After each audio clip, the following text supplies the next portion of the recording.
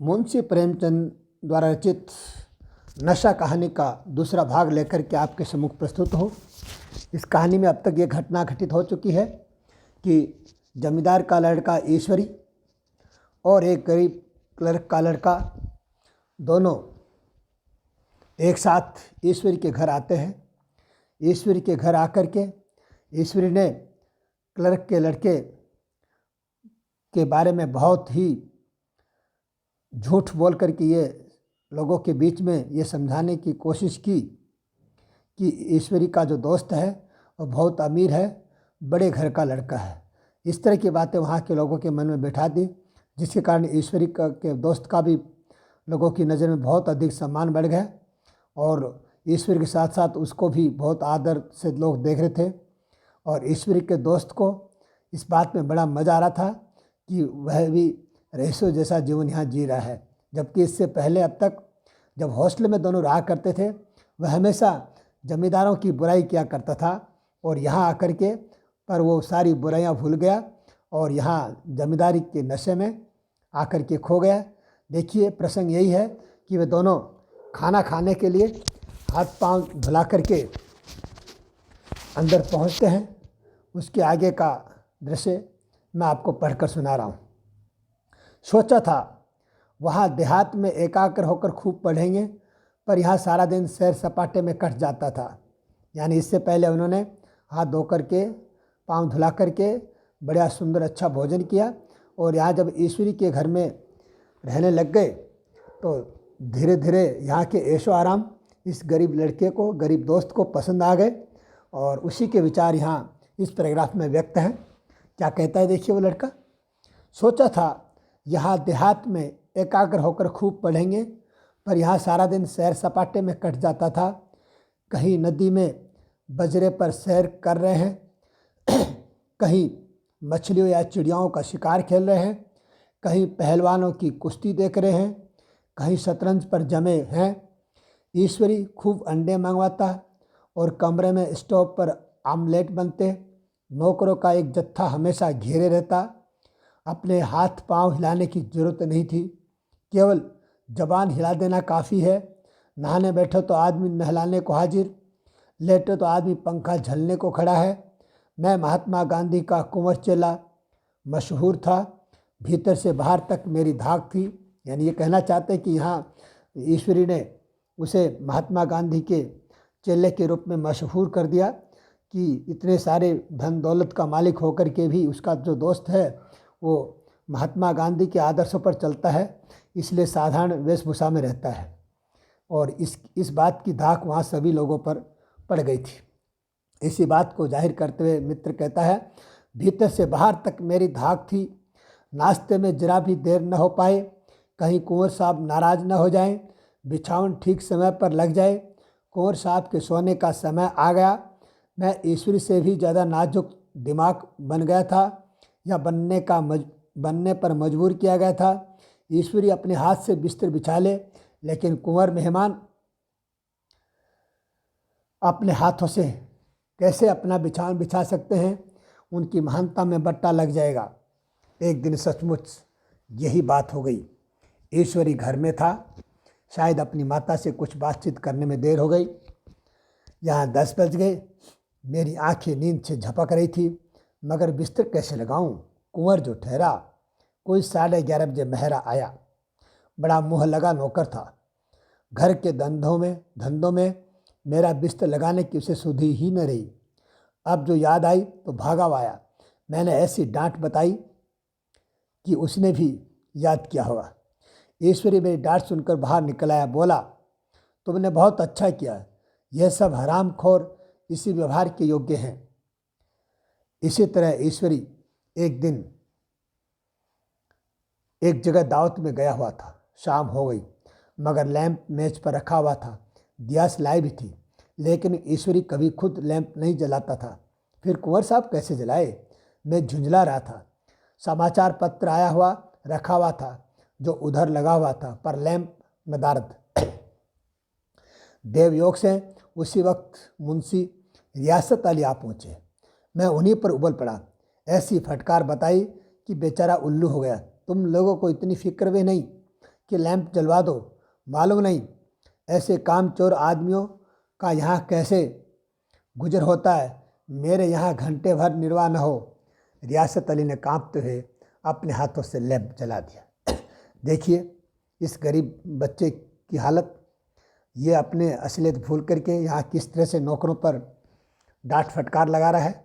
इससे पहले हॉस्टल में हमेशा जागीरदारों की बुराई क्या करता था, कहा करता था कि आप लोग नौकरों का शोषण करते हो, उन पर डांट फटकार करते हो, उनका खून चूसते हो, गरीबों के खून चूस करके पैसे जमा करके उन पर ऐश कर रहे हो। इस तरह से नाना प्रकार की बातें कह करके ईश्वरी और अन्य जमींदारों की वो बुराई किया करता था। परंतु आज यहाँ आकर के सब कुछ भूल गया है। ये भी भूल गया कि वह एक गरीब परिवार का लड़का है। झूठी शान शौकत में आकर के इंसानियत भी भुला बैठा है। ऐसे दोगले व्यवहार वाले लोग संसार में बहुत हैं, जो कि नहीं होना चाहिए। इस तरह के व्यवहार वालों की प्रेमचंद जी यहाँ निंदा करते हैं और व्यंग्य करते हैं। इसी बात को मैं आगे बढ़ाता हूँ। वहाँ एक ठाकुर अक्सर आया करता था। कुछ मन चला आदमी था, महात्मा गांधी का परम भक्त। मुझे महात्मा गांधी का चेला समझकर मेरा बड़ा लिहाज करता था, पर मुझसे कुछ पूछते संकोच करता था। एक दिन मुझे अकेला देख कर आया, हाथ बांध कर बोला, सरकार तो गांधी बाबा के चेले हैं न। लोग कहते हैं कि यहाँ सुराज हो जाएगा तो जमींदार न रहेंगे। मैंने शान जमाई, जमींदार के रहने की जरूरत ही क्या है। यह लोग गरीबों का खून चूसने की सिवा और करते क्या हैं। ठाकुर ने फिर पूछा, तो क्यों सरकार, जब जमींदारों की जमीन छीन ली जाएगी। ठाकुर ने पूछा, तो क्या सरकार सब जमींदारों की ज़मीन छीन ली जाएगी। मैंने कहा, बहुत से लोग तो खुशी खुशी से दे देंगे, जो लोग खुशी से न देंगे उनकी ज़मीन छीननी ही पड़ेगी। हम लोग तो तैयार बैठे हुए हैं, जो ही स्वराज हुआ अपने इलाके असामियों के नाम हिब्बा कर देंगे। हिब्बा का मतलब है नाम कर देंगे। मैं कुर्सी पर पाँव लटकाए बैठा था। ठाकुर मेरे पाँव दबाने लगा, फिर बोला, आजकल जमींदार लोग बड़ा जुल्म करते हैं सरकार। हमें भी हुजूर अपने इलाके में थोड़ी सी ज़मीन दे दे तो चलकर वहीं आपकी सेवा में रहें। मैंने कहा, अभी तो मेरा कोई अख्तियार नहीं है भाई। जो ही अख्तियार मिला मैं सबसे पहले तुम्हें बुलाऊंगा, तुम्हें मोटर ड्राइवरी सिखाकर अपना ड्राइवर बना लूँगा। सुना है उस दिन ठाकुर ने खूब भंग की और अपनी स्त्री को खूब पीटा और गांव के महाजन से लड़ने को भी तैयार हो गया। छुट्टी इस प्रकार तमाम हुई और फिर हम प्रयाग चले। गांव के बहुत से लोग हम लोगों को पहुंचाने आए। ठाकुर तो हमारे साथ स्टेशन तक आया। मैंने भी अपना पाठ खूब सफाई से खेला। अपनी कुबेरोचित विनय और देवत्व की मोहर हर एक हृदय पर लगा दी थी। जी तो चाहता था हर एक नौकर को अच्छा इनाम दूं, लेकिन वह सामर्थ्य कहाँ थी। वापसी टिकट था ही, केवल गाड़ी में बैठना था। पर गाड़ी आई तो ठसाठस भरी हुई थी। दुर्गा पूजा की छुट्टियाँ भोग कर सभी लोग लौट रहे थे। सेकंड क्लास में तिल रखने की जगह नहीं थी। इंटर क्लास की हालत उससे बदतर। आखिर गाड़ी मिल गई। आखिर गाड़ी थी, किसी तरह रुक न सकते थे। बड़ी मुश्किल से तीसरे दर्जे में जगह मिली। हमारे ऐश्वर्य ने वहाँ अपना रंग जमा लिया, मगर मुझे उसमें बैठना बुरा लग रहा था। आए थे आराम से लेटे लेटे, जा रहे थे सिकुड़े हुए। पहलू बदलने की भी जगह न थी। कई आदमी पढ़े लिखे भी थे। वे आपस में अंग्रेजी राज्य की तारीफ करते जा रहे थे। एक महाशय बोले, ऐसा न्याय तो किसी राज्य में नहीं देखा। छोटे बड़े सब बराबर हैं। राजा भी किसी पर अन्याय करे तो अदालत उसकी गर्दन दबा देती है। दूसरे सज्जन ने समर्थन किया, अरे साहब, आप खुद बादशाह पर दावा कर सकते हैं, अदालत में बादशाह पर डिग्री हो जाती है। एक आदमी जिसकी पीठ पर गट्ठर बंधा था, कलकत्ते जा रहा था। कहीं गठरी रखने को जगह न मिली। पीठ पर बंधे हुए था। इससे बेचैन होकर बार बार द्वार पर खड़ा हो जाता। मैं द्वार के पास ही बैठा हुआ था। उसका बार बार आकर मेरे मुंह को अपनी गठरी से रगड़ना मुझे बुरा लग रहा था। एक तो हवा यूं ही कम थी, दूसरे उस गंवार का आकर मेरे मुंह पर खड़ा हो जाना मानो मेरा गला दबाना था। मैं कुछ देर तक जब्त किए बैठा रहा। एकाएक मुझे क्रोध आ गया। मैंने उसे पकड़कर पीछे ठेल दिया और 2-4 तमाचे जोर से लगाए। उसने आंखें निकाल कर कहा, क्यों मारते हो बाबूजी? हमने भी किराया दिया है। मैंने उठकर 2-3 तमाचे और जड़ दिए। गाड़ी में तूफान आ गया। चारों ओर से मुझ पर बौछार पड़ने लगी। अगर इतने नाजुक मिजाज के हो तो अव्वल दर्जे में क्यों नहीं बैठे? कोई बड़ा आदमी होगा तो अपने घर का होगा। मुझे इस तरह मारते तो दिखा देता। क्या कसूर किया था बेचारे ने? गाड़ी में सांस लेने की जगह नहीं। खिड़की पर जरा सांस लेने खड़ा हुआ तो उस पर इतना क्रोध। अमीर होकर क्या आदमी अपनी इंसानियत बिल्कुल खो देता है? और यह भी अंग्रेजी राज है जिसका बखान कर रहे थे। एक ग्रामीण बोला, दफ्तरन माँ घुसन तो पावत नहीं, उस पर इतना मिजाज। ईश्वरी ने अंग्रेजी में कहा, what an idiot you are बेयर। वीर, तुम कितने मूर्ख हो, उसके कहने का मतलब ये था। और मेरा नशा अब कुछ उतरता हुआ मालूम होता था। इस प्रकार इस कहानी का समापन इसी वाक्य के साथ होता है। अब इस कहानी पर कुछ हम चर्चा कर लें कि इस कहानी का जो शीर्षक है वो नशा क्यों रखा गया। देखिए, आप पूरी कहानी पढ़ कर के ये समझ चुके होंगे कि हर चीज़ का संसार में नशा होता है। धन दौलत और अमीर का नशा विशेष प्रकार का नशा होता है। यहाँ ईश्वरी को किसी प्रकार के धन दौलत का नशा नहीं है, जबकि वह अमीर घर का लड़का है। फिर भी उसके अंदर नम्रता है, इंसानियत है, समझदारी है, हर परिस्थिति के हिसाब से समझ करके व्यवहार करने वाला है। और इधर ये इसका दोस्त क्लर्क बाबू का लड़का, कितने गरीब घर का होते हुए भी इंसानियत नहीं है इसके अंदर, नम्रता नहीं है। अपनी स्थिति को देख करके भी उसमें समझ नहीं है कि मैं कैसी स्थिति का बालक हूँ, कैसे परिवार में पैदा हूँ, गरीब घर में पैदा हुआ हूँ, तो बाकी गरीब लोगों का मैं सम्मान करना सीखूँ। एक झूठी बड़ाई क्या कर दी, एक दोस्त के घर कुछ दिन क्या चला गया, अपने आप को शहजादा मानने लग गया मानने लग गया कि वह दुनिया का अमीर आदमी है। सारे ऐश्वर्य ऐशो आराम उसके पांव तले हैं और अपनी गरीबी को भुला बैठा। परंतु हकीकत यह थी कि अब भी वह एक गरीब क्लर्क का लड़का है, परंतु उस पर अमीर का नशा छा गया अपने दोस्त को देख करके। और उस नशे में के कारण इंसानियत भूल गया, नम्रता भूल गया, व्यवहारशीलता भूल गया, लोगों के साथ में कैसे रहा जाए, लोग कैसी परिस्थितियों में किस तरह से सामंजस्य स्थापित किया जाए, वो सब भूल गया। इसलिए इस कहानी का प्रेमचंद जी ने शीर्षक नशा रखा है। ये बहुत ही उचित और व्यवहारिक है। अब बात करें इन दोनों दोस्तों के चरित्र की, कि इन दोनों दोस्तों के चरित्र पर अगर टिप्पणी करने की बात करें तो ईश्वरी एक जमींदार का लड़का है। पढ़ने में हो सकता कि बहुत अधिक होशियार न हो, पर एक चरित्र के रूप में इसका चरित्र बहुत उज्जवल है।